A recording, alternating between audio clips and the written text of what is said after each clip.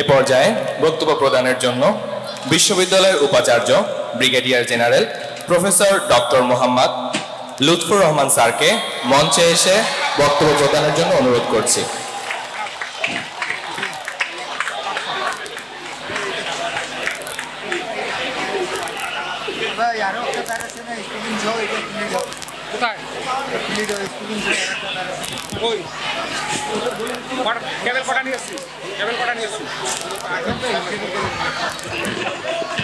খারাপ মনে হয় রে।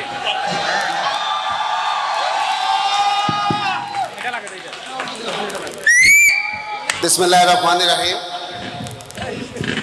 সিএসি অন, ইএসি অন এবং এমই অনের র্যাক ডে উপলক্ষে আয়োজিত অনুষ্ঠানে আমার প্রিয় ছাত্রছাত্রীবৃন্দ, আসসালামু আলাইকুম। তোমাদের দেখে সত্যি একটু আগে নাসিম স্যার অনেক কিছু বলে গেলেন, আমি হয়তো এত গোছানোভাবে বলতে পারবো না, তবুও একটা বলতে পারি যে এখান থেকে আমাদেরও প্রায় 32 বছর আগেও আমরা তোমাদের মতন একটা র্যাক ডে পালন করছিলাম। সত্যিকার অর্থে আমি যে কথাটা বলতে যাচ্ছি সেটা হলো, কোনো ইউনিভার্সিটিতে এরকম একটা র্যাক ডে অনুষ্ঠান আয়োজন করা হবে, সেখানে উপাচার্য এসে বলবে, এরকম আমি জীবনে কোথাও দেখিনি। কারণ এই ধরনের অনুষ্ঠান নর্মালি ছাত্রছাত্রীরা স্বতঃস্ফূর্তভাবে করে এবং কি করে, মাথায় একটা ক্যাপ দিয়ে পুরা সৈয়দপুর শহরে ঘোরার কথা, কিন্তু তোমাদের খালি গেঞ্জি পরে লিমিটেড আমাদের বাউন্ডারির ভিতরে থেকে, এটা কিন্তু আসলে ঠিক না। এটা হচ্ছে সত্যিকারের র্যাক, কিন্তু এটাই। তা যা হোক, আমি যেটা তোমাদের উদ্দেশ্যে জাস্ট অল্প কয়েকটা কথা বলবো, সেটা হলো আমাদের বাউস্ট যখন শুরু হয় 2014 সালে, যদিও শুরু হচ্ছে, তোমাদের ক্লাস শুরু হয়েছে 15তে, কিন্তু এর কার্যক্রম শুরু হয় 2015 সালের অক্টোবর মাসে।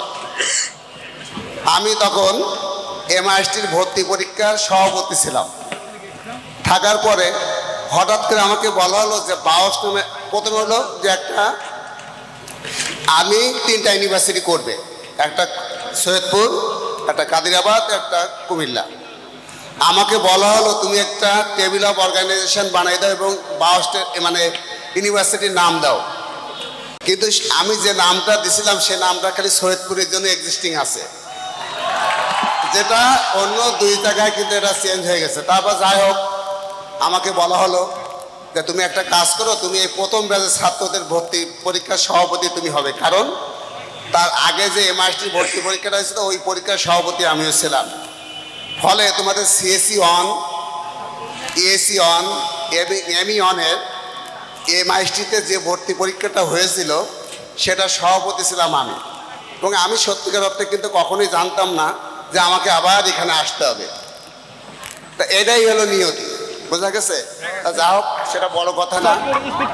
একটা ইউনিভার্সিটি কি করতে পারে, হয়তো তোমরা এখানে কেউ কম্পিউটার ইঞ্জিনিয়ারিং ডিপার্টমেন্টে পড়াশোনা করছো, কেউ মেকানিক্যাল, কেউ ইলেকট্রিক্যাল, কিন্তু আমরা ইউনিভার্সিটি করতে পারি ছাত্রছাত্রীদের একটা প্ল্যাটফর্ম তৈরি করে দিতে পারি। তোমরা আমরা দেখবা যে এই যে 4 বছর যে সমস্ত সাবজেক্টে পড়াশোনা করছো তার একটা কিছু বাস্তবে তোমার সাথে মিলতেছে না। তোমার ফিল এমন একটা ফিল না যেটা বাস্তবতা। যেটা তুমি এই যে 4 বছর 8টা সেমিস্টার যে সাবজেক্ট পড়ছো, সেই সাবজেক্টের হয়তো একটা সাবজেক্টে কিঞ্চিত একটা অংশ হয়তো তোমার সেখানে কাজে লাগছে। ঠিক আছে, সাউন্ড আছে। কিন্তু ইউনিভার্সিটি কি করে, কিন্তু কি রকম হচ্ছে এটা দেখা আমাদেরকে একটা সার্টেন পর্যায়ে পৌঁছায় দেয়। এটা ভিডিওটা শুনো, যে কোনো একটা এর সাথে আমরা করে নিতে পারি। যেমন আমি তোমাকে বলি, আমি যখন ইন্টারমিডিয়েট পাস করি 1982, আমি কিন্তু আর্মিতে জয়েন করবো, চান্স পেয়ে গেছিলাম। আমি জীবনে কখনো ভাবিনি এবং আমার পরিবারের এমন কেউ নেই যে বাংলাদেশ সেনাবাহিনীতে আছে, সেটাও কিন্তু না।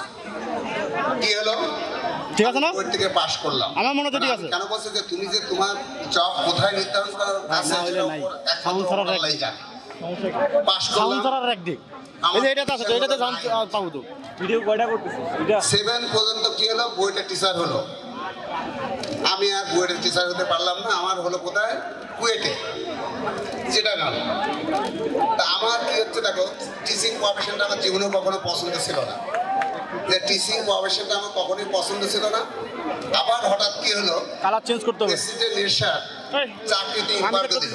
তুমি নামো, আমি সেট করে দিচ্ছি। দেওয়ার পরে তখন আমি চিন্তা করলাম কি, এখন কি করবো, ঢাকায় তো একটা থাকার জায়গা লাগবে, মাস্টার্সে ভর্তি হলাম।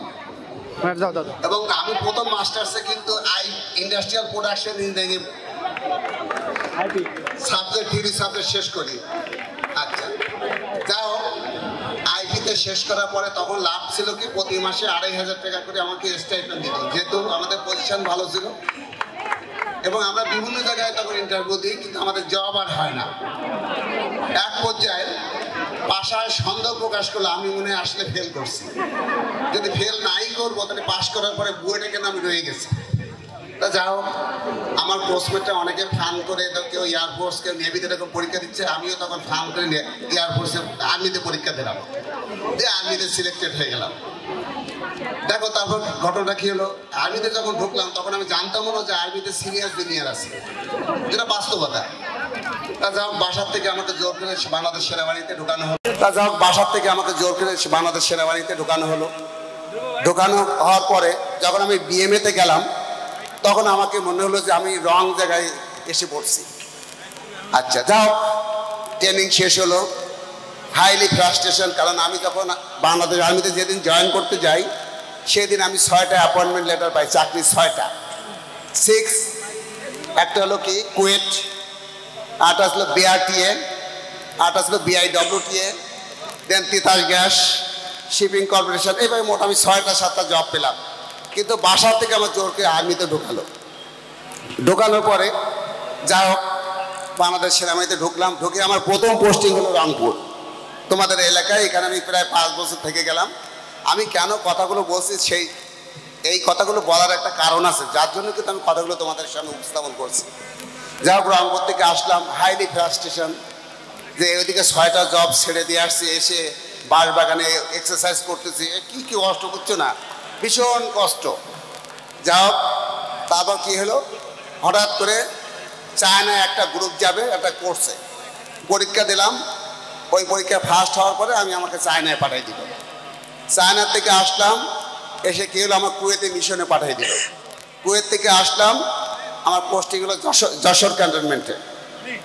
এমন সময় বাংলাদেশ সেনাবাহিনীর ডিসিশন নিল যে এমআইএসটি খুলবে 1998-এ। তখন কি হলো, যে টিচার হতে গেলে তো তার একাডেমিক ব্যাকগ্রাউন্ড ভালো হতে হবে। পুরা বাংলাদেশ আর্মি খুঁজে খুঁজে আমাকে বের করলো। বের করে এই যে আমি এমআইএসটি থেকে যে ধরা খেয়ে গেলাম, সেখান থেকে কিন্তু আমি আর বেরোতে পারলাম না। এখন যে জিনিসটাই বললাম, যে আমরা যখন প্রত্যেকটা মানুষের একটা এম থাকে, কিন্তু আমার এম না ছিল আর্মি অফিসার হওয়া, না ছিল টিচার হওয়া। তা যখন আমি এমআইএসটিতে গেলাম, তখন তার 10 বছর আগে আমি ইঞ্জিনিয়ারিং পাস করছি। আমি কিচ্ছু মনে নেই তখন আমার, কারণ 10 বছর আগে পাস করার পরে আসলে মনে থাকার কথা না। তখন আবার নতুন করে পড়াশোনা শুরু করলাম। আমি যে কথাটা বলতে চাচ্ছিলাম, যে আমরা একটা ইউনিভার্সিটি, প্রতিটা স্টুডেন্টকে একটা লেভেলে তুলে দেওয়া হয়, তাকে যে অবস্থায় দিয়ে দেওয়া হয় না কেন, সে সেখানে অ্যাডজাস্টমেন্ট করে নিতে পারে। যে এক্সাম্পলটা আমি তোমাদেরকে দিচ্ছি। দেওয়ার পরে ওখানে গেলাম, পরবর্তীতে দেখা গেল যে আসলে শেষ পর্যন্ত আমি টিচারই হয়ে গেলাম, যেটা বাস্তবতা, তাই না? প্রথম করলাম আইপিতে মাস্টার্স, মানে যেহেতু আমি থিসিস করিনি বলে ডিগ্রি পাইনি, পরে করলাম মেকানিক্যালে। জিনিসটা বোঝার চেষ্টা করো। এই জন্য আমি তোমাদের যে জিনিসটা বলতে যাচ্ছি, তোমরা যেখানে যাও না কেন, যে ফিল্ডে যাও না কেন, সেখানে একটা জগৎ থাকবে।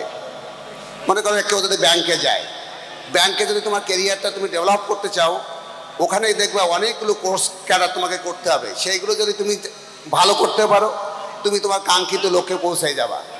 তখন এই এমআইএসটি বা বাউস্টের রেজাল্ট কিন্তু তোমার লাগবে না। এই জন্য আমি যে কথা তোমাদেরকে বারবার বলতে চাচ্ছি, যেহেতু আমরা একটা প্রাইভেট ইউনিভার্সিটি থেকে পাশ করছি, তাই না, আমাদেরকে কিন্তু অনেক স্ট্রাগল করতে হবে। আমরা জানি, আমরা যারা ইঞ্জিনিয়ার আছি, আমাদের 80% জব হলো প্রাইভেট সেক্টরে, 80% জব হলো প্রাইভেট সেক্টরে, আর 20% জব হচ্ছে আমাদের গভর্নমেন্ট জব। এখন আমরা যদি সবাই গভর্নমেন্ট জবের আশা করে থাকি, এটা আশা করাও ঠিক হবে না। আর প্রাইভেট অর্গানাইজেশনে জব পেতে হলে তোমাকে সেইভাবে তোমাকে প্রেজেন্টেশন তোমাকে ওইভাবে প্রেজেন্ট করতে হবে। সুতরাং আমরা এখানে হয়তো একটা সার্টিফিকেট তোমাকে দিব, এই সার্টিফিকেট পাওয়াটা তেমন কোনো কঠিন না, কিন্তু সার্টিফিকেটের পরে পরবর্তী যে টাইমটা 5-6 মাস তোমাদের স্ট্রাগল করতে হবে, প্রচণ্ড স্ট্রাগল করতে হবে। তারা একটা পরীক্ষায় কী ধরনের কোশ্চেন হয়, কীভাবে ভাইভা বোর্ড ফেস করতে হয়, এগুলো কিন্তু তোমাদেরকে জানতে হবে। আদারওয়াইজ কিন্তু ভেরি ডিফিকাল্ট হয়ে যাবে সাস্টেন করা। এখন last but not the least, সবচেয়ে আমার তরফ থেকে একটাই উপদেশ থাকতে হবে, সেটা হলো একজন ভালো মানুষ হতে হবে। ভালো মানুষ, কারণ আমরা সবাই জানি আমাদের যে ইঞ্জিনিয়ারিং প্রফেশনটা যেটা আছে সেখানে চতুর্দিকে ইলিগাল টাকা পয়সা ছড়াছড়ি। কিন্তু আমি যে জিনিসটা বলতে চাচ্ছি, একটা ভালো মানুষ হতে হবে, একটা সৎ মানুষ হতে হবে, তাহলে জীবনে তোমরা তোমাদের কাঙ্ক্ষিত লক্ষ্যে পৌঁছাতে পারবা। কারণ একটা জিনিস জেনে রেখো যে কোনোদিন অসৎ পয়সা দিয়ে মানুষের শান্তি অর্জন, কখনো শান্তি তোমাদের অর্জন করতে পারবা না। একই সাথে আর একটা জিনিস তোমাদেরকে করতে হবে, সেটা হলো আজকে আমরা সবাই জানি তোমরা এখানে যারা এসছো সবার মা বাবা কিন্তু একটা বিরাট একটা টাকা পয়সা তোমাদের পিছনে ইনভেস্ট করা। আমি বারবার বলি, আমি হয়তো আমার সন্তানকে এরকম টাকা দিয়ে পড়ানোর সামর্থ্য হয়তো আমার হতো না, কিন্তু এখানে দেখো না তোমার পিতামাতা অনেক ত্যাগ স্বীকার করে কিন্তু তোমাদেরকে এখানে পাঠাইছে। আমি তোমাদের কাছে একটাই অনুরোধ করব, কোনো জবে ঢোকার পরে মা বাবাকে কিন্তু ভুলে গেলে চলবে না, তাদেরকে টেক কেয়ার করতে হবে। একই সাথে বাউস্টিয়ান হিসাবে মনে করো তোমরা এই ফার্স্ট ব্যাচ চলে যাবে, পরবর্তীতে আমাদের সেকেন্ড ব্যাচ যাবে, তারপরে থার্ড ব্যাচ যাবে, এইভাবে কিন্তু যেতে থাকবে। সবার সাথে কিন্তু একটা সম্পর্ক রাখবা, যে যে যে অর্গানাইজেশনে যাবা চেষ্টা করবা আরেকটা বাউস্টিয়ানকে ঢোকানোর জন্য। যে যে যে অর্গানাইজেশনে যাবা চেষ্টা করবা আমাদের বাউস্টিয়ান আরেকজনকে যেন আমরা সেখানে স্থান করে দিতে পারি। এইটাই হলো বড় ভাইদের কাজ। কিন্তু বুঝতে পেরেছো আমি কি বলতে চাচ্ছি? এটাই হলো আমাদের, তোমরা যে কাজটা করবে এই কাজটা তোমাদেরকে করতে হবে। একই সাথে তোমরা সবাই জানো যেহেতু এই পার্টিটা তোমরা অর্গানাইজ করছো, আমি হয়তো অনেক সময় দেখা যাচ্ছে যেহেতু আমি মেকানিক্যাল ইঞ্জিনিয়ারিং ডিপার্টমেন্টে ক্লাস নিই, অনেক কিছু কথা হয়তো তাদের সাথে বলছি কিন্তু তোমাদের সাথে বলা হয়নি। আমরা যে কাজটা করব, আমরা ইউনিভার্সিটির পক্ষ থেকে তোমাদেরকে একটা ফেয়ারওয়েল দেব। ইউনিভার্সিটির পক্ষ থেকে তোমাদের একটা ফেয়ারওয়েল দেব। সেই ফেয়ারওয়েলটা কীভাবে হবে তাও বলি। আমাদের এবার যে ফাইনাল এক্সামটা হয়ে যাওয়ার পরে তোমরা কয়েকদিন ছুটি কাটার পরে এসে তোমাদের ডিফেন্স দিতে হবে, তাহলে থিসিস করতেছো। থিসিসটা যখন শেষ হবে ওই উইকেই আমরা লাস্ট উইকে একটা আমরা ডিনারের আয়োজন করব। সাথে এটা তোমাদের পাও না, এটা আমার এত খুশির কিছু না যে আমি নিজের থেকে দিচ্ছি। যাই হোক, আমরা যেটা প্ল্যান করেছি যে আমরা প্রত্যেকটা স্টুডেন্টকে একটা করে ইউনিভার্সিটির একটা ক্রেস্ট দেওয়া হবে এবং একটা সোভিনিয়ার, একটা জাস্ট উপহার, 22টা মনোগ্রাম সহকারে একটা তোমার নাম টাম থাকবে যে তুমি কোন ব্যাচের স্টুডেন্ট, এরকম একটা দেওয়া হবে। সাথে ফলোড বাই ওই দিন রাতে আমরা একটা ডিনারের আয়োজন করে আমাদের এই সোভিনিয়ারগুলো তোমাদেরকে দেওয়া হবে। এবং at the same time department wise তোমরাও বাউসকে ছোট একটা গিফট দেবা, বুঝতে পেরেছো? কারণ তোমাদের স্মৃতি হিসাবে যাতে ME on, CAC on, EC on এই ব্যাপারটা দিতে হবে, বুঝতে পেরেছো? যা হোক, আমি আর আমার বক্তব্য প্রলং করবো না। তোমাদের ভবিষ্যৎ জীবন আরও সুন্দর হোক, সাফল্যমণ্ডিত হোক, এই দোয়া করে আমি আমার বক্তব্য এখানে শেষ করছি। আল্লাহ হাফেজ।